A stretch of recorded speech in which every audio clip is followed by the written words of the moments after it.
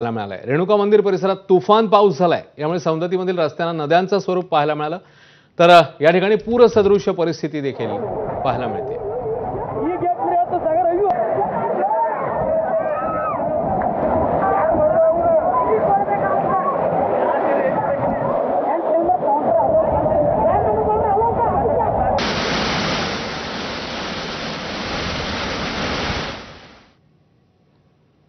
तर मुसळधार पावसामुळे हिंगोलीत अनेक ठिकाणी पूरस्थिती निर्माण झाली।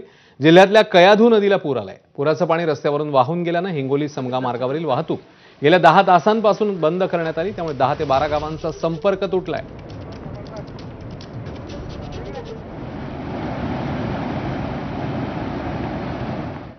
दरम्यान अकोला जिल्ह्यामध्ये अनेक दिवसांच्या विश्रांतीनंतर पावसाने पुन्हा एकदा हजेरी लावली आहे। बार्शी टाकळी तालुक्याला पावसाने आज चांगलंच झोडपून काढलंय।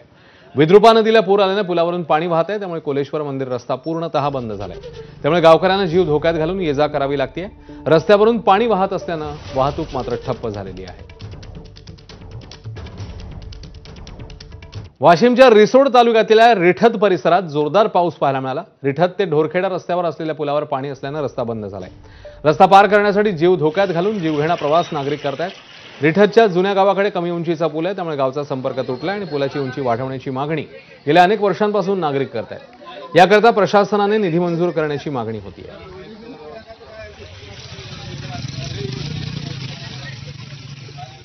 सलमान खान सोबतची जवळीक कॉमेडियन कपिल शर्माला चांगलीच महागात पडली आहे। कपिल शर्माच्या कॅनडातल्या कॅफेवर महिन्यात दुसऱ्यांदा गोळीबार झालाय।